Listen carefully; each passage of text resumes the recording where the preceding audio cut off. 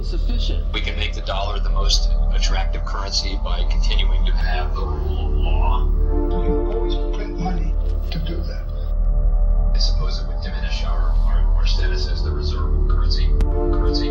Just shut up. There's no expectation of privacy above the in the sky. So Bitcoin is the solution because you can buy Bitcoin right. Hello, everybody. Listen to this. Big new update from our brother in the XRP Army Research Consortium, the one and only Smoke Dog, in regard to specifically Wells Fargo, SWIFT, and XRP. This is an update. You're going to want to hear more about this. And let's face it, everybody, SWIFT, constant updates, whether it is their website, whether it is checking out the mainstream media and so on, lots of SWIFT updates. And no, I'm not talking about SWIFT blockchain. Some of you guys think I'm talking about. This has nothing to do with SWIFT blockchain. This is traditional SWIFT, okay? S.W.I.F.T. That one you're thinking of is S.W.F.T. So before we jump into this, I just want to point this out. Consider smashing that like. If you're a regular on both of our channels, we hope that you will consider becoming a subscriber, especially with what we're bringing to you. And last but not least, check out this QR code that's actually over above Michael's head. Get yourself some free USDT. At the end of the day, who doesn't like to have some free tether where you could pair that up with anything or most everything? So let's jump into what we have and why it matters. If managing your crypto feels like solving a puzzle, it's time to switch to Decent Wallet. So just a few taps, you can manage, track, and secure your crypto with unmatched ease. And here's the best part. Grab your Decent Wallet at a discounted price by using the referral link below. Don't miss out on making your crypto experience smoother and more secure. Smoke has this, and basically it's this announcement. Again, not that long ago. It's basically, I think from what I gathered, maybe yesterday. I want to say yesterday. Yeah. So what is it?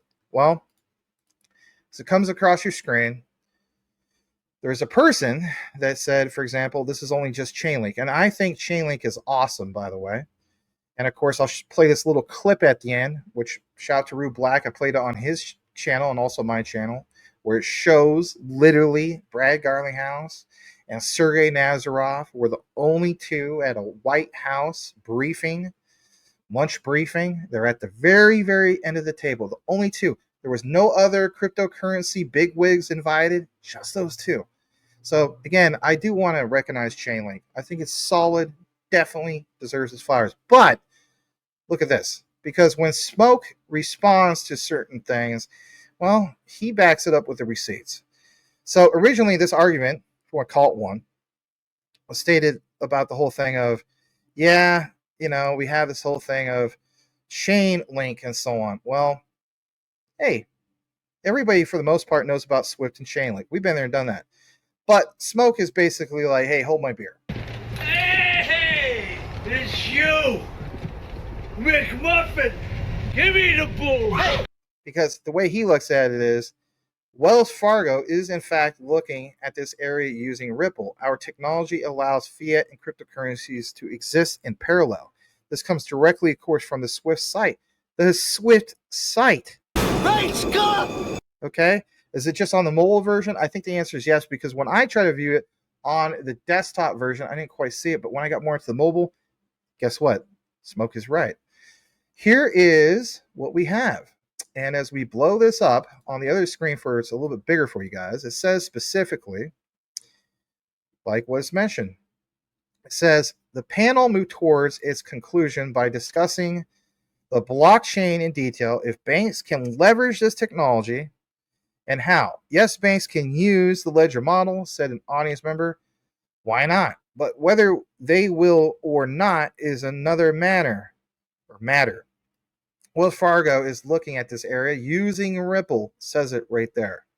As are lots of other banks, stated Skinner, arguing for the blockchain. Quote, you could use the blockchain for mortgages, title deeds as well. Once you have an irrevocable agreement on the blockchain, you have to give up your private key to release it. And then there's this highlight, quote, our technology allows fiat and cryptocurrencies to exist in parallel, added Patrick. And then this last statement, I think this technology is the future, she concluded, although she agreed that there may be a way to go yet with regulatory concerns and decisions on how best use of the blockchain would still be addressed. All right, well, guess what? There's a little bit more about this, and if anything, we're going to cite that. So as we pull this up, again, I want you guys to understand that this all started off with this argument, and I meant to share that at first. He says, I don't see XRP anywhere. It's, he points out the whole thing is SWIFT. And of course, give him credit, because it says one project that we can mention here is Project Calm, which stands for Corporate Actions Lifecycle Management. We've been working in collaboration with Chainlink. A lot of us already know about that. So again, great find from Smoke in that regard. And I think, if anything, we'll get more news about the whole thing of specifically, I'll come back for this, XRP. Because I think after the SEC, and I point this out with Will Fix, I think after the SEC, Michael, fully says we're done with the whole thing with Ripple, and it's a done deal, 100%, not just like, getting announcements from Brad Garlinghouse and so on. Like, it's a fully done things. To see Paul Atkins come out with that, I think would be big. Then from there, I think you will start seeing, whether it's Wells Fargo or some of these other institutions, banks, and so on, say, yeah, you know how we said Ripple before? Well, it's Ripple XRP. I think it's going to open the floodgates, like Monica Long pointed out. And again, great find from our brother in the community, Smoke. Your thoughts in that regard, Michael? Smoke strikes again. He's always finding the stuff. He's been popping up more and more with these delicious, tasty goodies for us. Yeah, I'm in full agreement. We need to have Mr. Atkins make a statement. And I believe the formal procedure is a panel vote at SEC. And once they have their, I think it's just a majority, not a unanimous is required. Once that official vote is done, whoosh, I hate to say crypto go up, but crypto go up. But yeah, Wells Fargo is really positioning itself quite well, actually. And of course, they would be tied into BOA, Bank of America. So you got that going on. You got the SWIFT network. You got them being big banks. There's a lot to this. Yeah, we are just so close. Just got to wait for that SEC. Yeah, I think it's inevitable that that's going to happen. I mean, does it happen?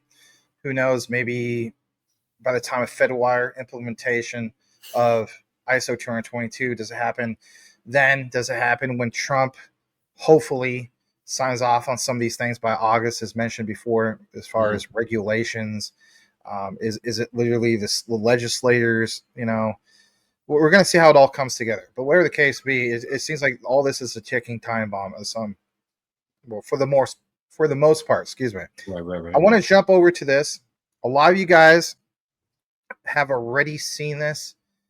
So again, if you have, this is not breaking news, where the case be, but a lot of you guys are familiar with Patrick Bet David, and I wanted to, of course, complement the material with this. So what do we have? Well, basically, this comes from Crypto Basic, and as we pull this up, here it is. And it mentions specifically here this. Again, we talked about SWIFT. XRP potential to complement or replace SWIFT. And of course, during that time, on an episode of his widely followed TV program, Valuetainment, in March, Patrick Bet David highlighted the possibility of XRP overtaking the SWIFT network or handling a portion of its value, a development that could massively increase the crypto asset's value. I'm not going to read this whole thing, but basically speaking, Patrick Bet David said specifically in this, excuse me, let's jump further back up. He said that basically he felt as though in speculation, of course, that XRP could reach a value of $100 per token. I have it way higher, and he also acknowledged that as well.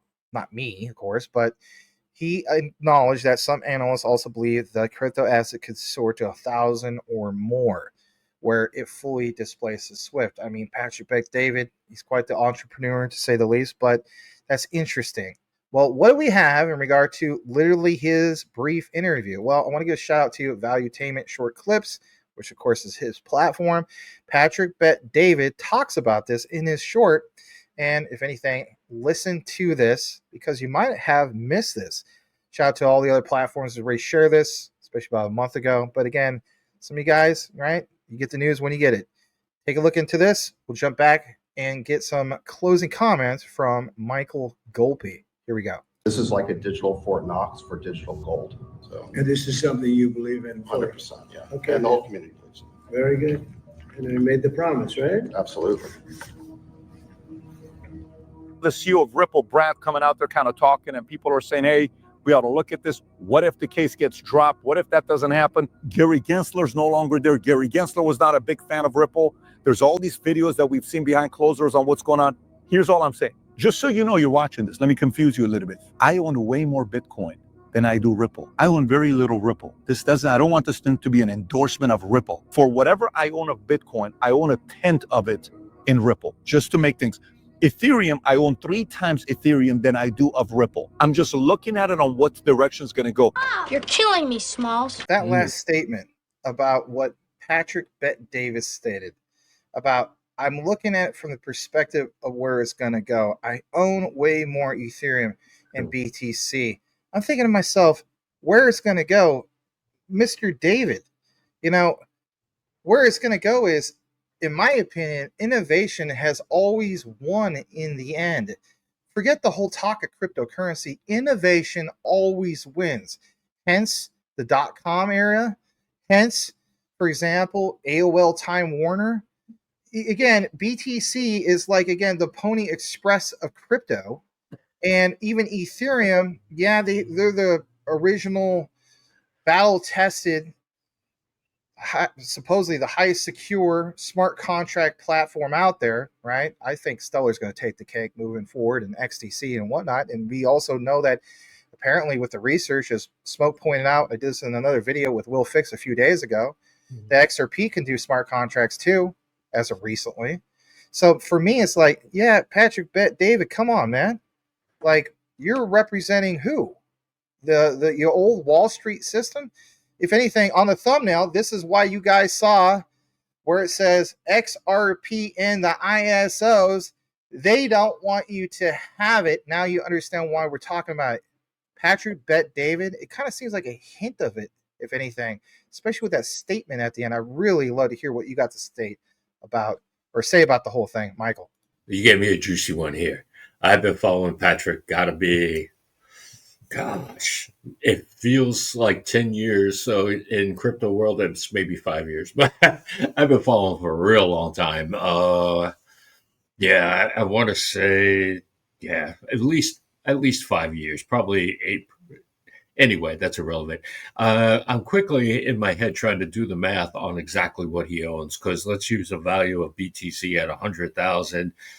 And if he owns 10%, that means he owns $10,000 worth of XRP. So that means he probably has $30,000 worth of Ethereum. So in a way, it sounds like he's talking in code, and or in the sense that if we translate it, what he's actually saying is, I am transitioning from the OG cryptos into the new school cryptos, XRP being the first of them. And let's face it, if you own 10 BTC, I don't know what Patrick holds. I'm not going to ask him. That's his business. But it sounds like he's talking to all the Bitcoin who are, all the Bitcoin holders who aren't maxis, and saying, hey guys, put this on your radar. That's because Patrick has always been someone who's been ahead of the curve. Like I said, been watching him for years. And Yeah, I really got that vibe. He's talking to the other investor type entrepreneurs, the small real estate owners who own like 5 houses, rent them out, the mom and pop, so to speak, who are, they have a high net worth. And he's telling them, hey guys, this is the next thing. You can't dump your Bitcoin or else you're going to, lose value on your Bitcoin. So you got to sell slowly. And then when you tie in the fact of, August and November, I got a tendency to want XRP to shoot up already, like everyone else does. But it sounds like when you tie this all together, you got the transition going on. And when they announce dates like the November anticipated thing, it gives you a window to operate from. So, I think people I think Patrick's telling people like him, hey guys, it's time to move into XRP. I would say fair enough. I mean, he's a huge platform. Let's be honest. So, I mean, any honorable mention, even though it's not an endorsement, like you pointed out, I think is a move in the right direction and so on. But again, it just kind of, as you would say in one of our last videos, kind of rubs the rhubarb the wrong way. You know what I mean? So, and we'll just leave it at that. So, anyway, hey guys, do us a solid if you appreciate the material. And again, if you're regular, by all means, you're already on the cusp of doing it anyway. Become a subscriber. And speaking of which, Michael Golpe's platform. He can be followed on YouTube at Michael Golpe, all one word, just how you see it spelled out there. Because why would he misspell his own name anyway? And then on top of that, he could also be followed on X at Michael Golpe. I myself, as you see here, be followed at DPG Maximus, also on X. So saying goes, know what you have, know why you hold it. The research trumps FUD 110%. Here's a preview of things to come. Even though this is not in this next video, is an XRP video. We have a huge video coming up in regard to specifically a Jasmy bombshell. You might see another video after this in regards to XRP. But if you're in the Jasmy or you're thinking about getting into it, you don't want to miss that video. So join myself and Michael Golpe for that. And with that also said, I'll give you the closing sign off, Michael. Well, thank you for watching, everyone. Please hit that like button, share, and subscribe. Help Max out here. Max is awesome. And if you would be so kind, please follow me on my channel or here on YouTube or on X at Michael Golpe. And thank you very much, everyone. Appreciate it. And thank you, Max. You're awesome. You're a superstar, brother.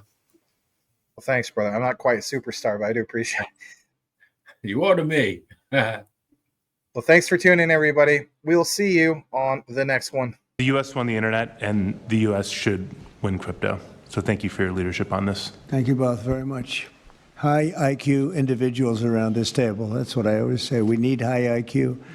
So thank you very much. Would anybody like to say anything? I just want to express my deep gratitude for the seriousness with which you're approaching our industry and how you're actually helping guide it in the right direction. I've worked with many central banks in other countries, and when I was working there, I was wondering why I, as an American citizen, can't help the United States financial system reach this higher level that the world is on course towards generally. Right. And so I'm very grateful that finally there's been a new level of kind of common sense and adoption of these ideas. Me and the other people in this room do believe that the crypto, blockchain, Web3 infrastructure is the next iteration of the financial system. And I think that the U.S. should have its leadership position continue in that new financial system. And I'm very, very happy to see people like David Sachs, Secretary Bessent, Secretary Lutnick taking this very seriously with their time, and very grateful to them too. So I'm just overjoyed to see this. And I think it is a big part of how the U.S. can continue its role in the global financial system. So thank you. Thank you very much. I thought it was very important that we stay in the front of this one. This is a big one. And as you know, China is pushing forward and very strongly as usual. But we're way in the lead, as we are in AI and other things, and we want to stay there.